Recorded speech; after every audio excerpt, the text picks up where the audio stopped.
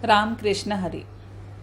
This Nam Sankirtan is of very great profound significance because it is believed that if one follows the acharan of Ram, that is the conduct of Ram, the vichardhara of Krishna, that is the thought process of Krishna, and the ucharan of the Harinam continues, that is the chanting of the Harinam continues, then life is blissful and contented. So, we offer our namaskars at the feet of Lord Vitthal and all the Varkari saints by chanting Ram Krishna Hari. We come to the next Abhang of Sant Muktabai's Tatiche Abhang. Tatiche Abhang is supposed to be a reminder to Jnaneshwar Mauli that he has to uplift people who are in deep sleep. He has to awaken them spiritually, and he has to do his favor on the universe by arousing all those people out of their spiritual sleep into enlightenment. Sant Muktabai's Tatiche Abhang, the one which we are going to now explain, has a first line in which she continues in the same sentiment as she did in the earlier Abhang about fake spiritual masters or sadhus.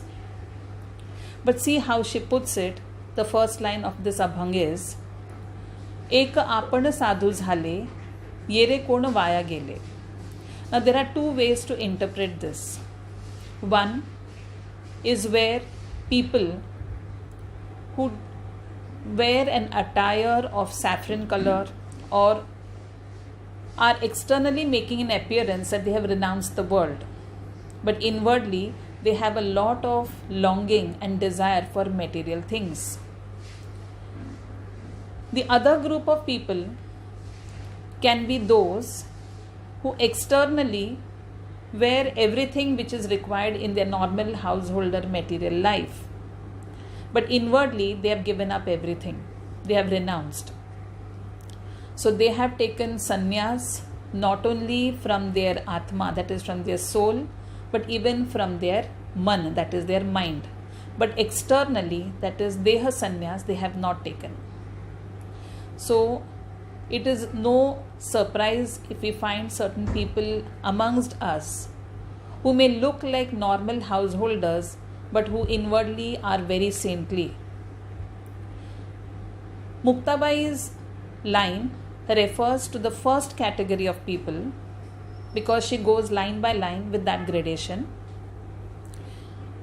She says, Eka apan sadhu zhale is the sentiment many people have when they have renounced or they are wearing the saffron clothes. Even wearing saffron clothes gives rise to an ego in them. They feel that others can't be like us. Everyone's wasted their life, but we have made the best of our life. We have renounced the world. This is a feeling which the people who are, she calls as fake sadhus, have. She says that because she says that from there on, see how things start growing up in them. They start looting people in the name of renunciation, in the name of giving them Brahmadnyan. Like we know, so many camps are being held by so many spiritual, so-called spiritual masters who say just with one touch you can have your Brahmadnyan. That is what Sant Tukaram Maharaj also mentions, because this happened even 400-500 years back, not only today.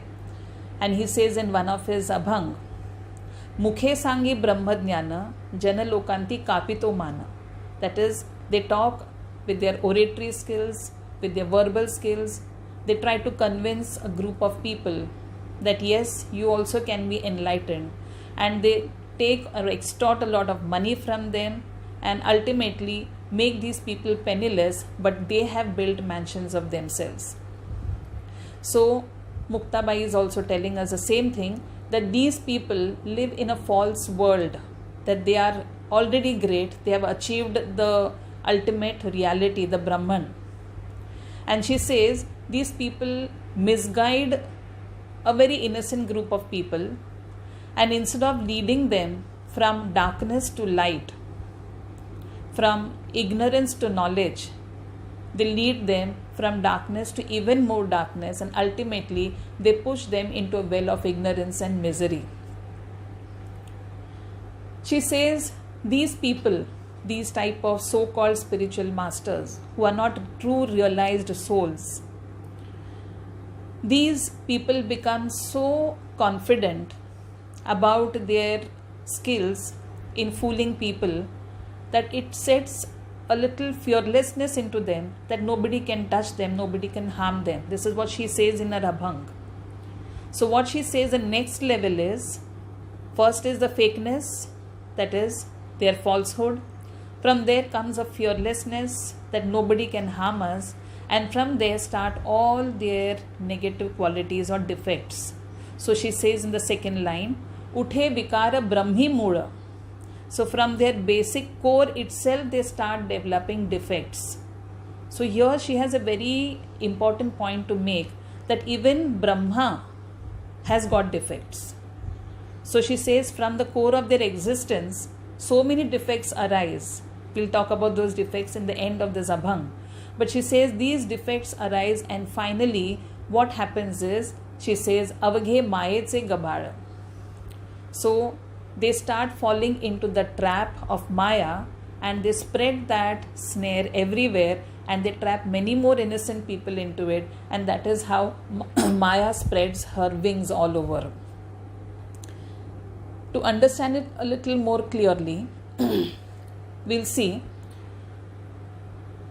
the sandalwood tree is always supposed to be covered, or is supposed to have a serpent coiled around it. So you cannot easily go and touch a sandalwood tree, or you cannot go and you have to always be careful, because there are lots of serpents entwining the branches there or the main trunk. Now the reason one doesn't know, but this is given as a metaphorical expression, that Brahma is like the sandalwood tree. That means your core, your existence, your original consciousness, you have come from Him, the ultimate reality. You are Him, but that is covered by the serpent called Maya. So our inner core is very beautiful. It is just like the sandalwood tree, spreads fragrance everywhere, but that fragrance cannot be utilized because the Maya, the serpent, or the ignorance is covering all around it. The difference between Maya and Brahma is very beautifully expressed in a very cryptic way by none other than our Mahaperivar of Kanchimat. He says, Brahma is that which knows nothing else but itself, whereas Maya is that which knows everything else but itself. So Maya is ignorance. It feels whatever is seen, that is a truth, that is a fact, that is a reality. But that's not so. All the great seers and prophets have told us that time and again. To put it even more clearly, in the Mahabharata, someone had asked Yudhishthir Maharaj, what is Maya? Because he was a Dharmaputra, so he was supposed to be having a lot of wisdom into him. So when this question was put to him, he said Maya is ignorance. He said it is. You see people dying all around you. Every day you see people dying all around you, but still you feel you are not going to be affected by it. That is Maya, that is ignorance. So this Maya or ignorance has spread its snare everywhere. That is why Muktai uses the word Maye se gabara. Gabara is a shabbiness, the untidy mess that Maya has created all around us. As I said in the previous Abhang also, when we explained it there, if you just stand like a witness and observe things around you, you will understand Muktabai's Abhang and the special words Maye se gabara, the shabbiness of Maya all around us, and how we have entangled ourselves, and only with name chanting we can come out of it. Now coming to the next line that Muktai is telling Mauli, Maya samura nura jeva, Vishwa Brahma hoila teva. That means when can you have oneness, or when can you have that ultimate happiness or bliss? Only when you uproot this Maya, uproot right from the root. If you just cut the branches, if you just say today I'm giving up this, tomorrow I'm giving up that, that's not it, she says. From the root itself. So when you uproot this thing called Maya, throw it away. It's an unwanted weed or a creeper which we don't need. Then what you see is Brahma, your own self. Samura means with the root. So when you just remove it, uproot and throw it off, what you see is Brahma or oneness all around you. Nisargadatta Maharaj, one of the great saints of Maharashtra, a great thinker, a great philosopher on the lines of Ramana Maharshi. In fact, he was a follower of Ramana Maharshi. Explains consciousness as being one. He says it is oneness. In that oneness, it's like a sheet, and in that white sheet, there are small dots, which are all our thought processes. If you allow these dots to enlarge, that means your thought process, when it starts becoming larger and larger, that is, your mind starts giving you more imaginative powers, then you lose touch with your consciousness and your thought becomes bigger than your consciousness, is what he says. So Brahma is oneness, or it is the total supreme consciousness. So here she says, throw the ignorance, throw the Maya out by its root, and what you'll have is the whole world, the whole universe is one. And that is why she says, Vishwa Brahma hoila teva. That time you will have the entire Vishwa, the world, is oneness, or it is bound by nothing but a unity factor. The next line, Aisa umaza adi anti, maga sukhi bhave santi. So she says, when you understand, umaza means samajne, that is to understand. When you understand this oneness is there in all of us, which she explains very beautifully in the next Tatiche Abhang. So she says, when you understand that this oneness is all in all of us, there is no beginning to it, there is no end to it. So no adi, no anta. There is no beginning, there is no end. It is one infinite river. And she says, when you realize that, she is reminding Mauli, she says, when you realize that, then you become happy, you become blissful, and that is when you will be called a true saint. So who is a true saint?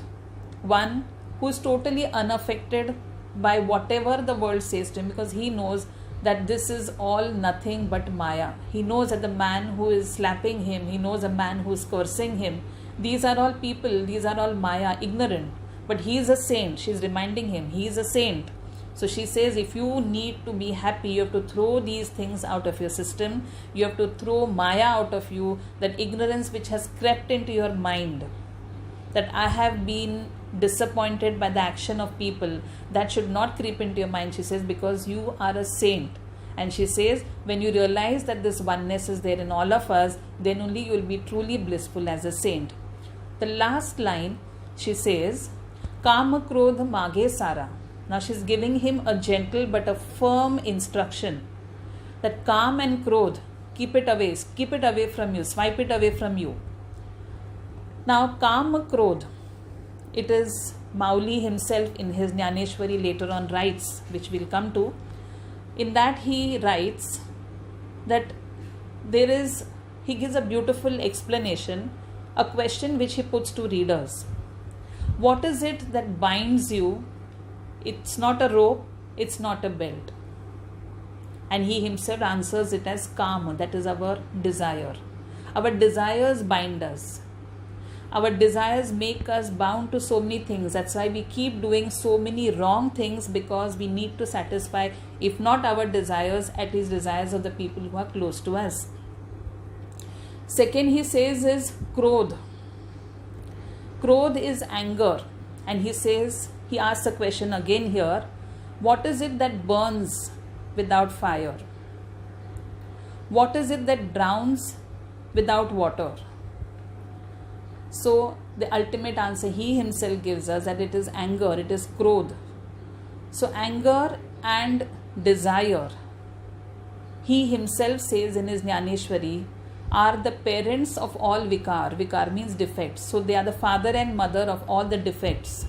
So when you have desire and when you have anger, these are the parents of all negative qualities in us. So what will be the children like? They will be obviously leading nothing but to destruction. So here, when he writes it in Jnaneshwari later on, but he has been reminded about this by his younger sister Muktai, and she tells him, Kam Krodha Mage Sara. So leave aside your anger that you have against that man who said something to you, or towards a society which has been very cruel to you. Keep those things away. And she says, Tati Ugada Jnaneshwara. Open the door and come face to face with us. This is the Abhang, Tatiche Abhang of Sant Muktabai. The next Abhang also has a similar sentiment, which will continue in the next session. Till then, Ram Krishna Hari.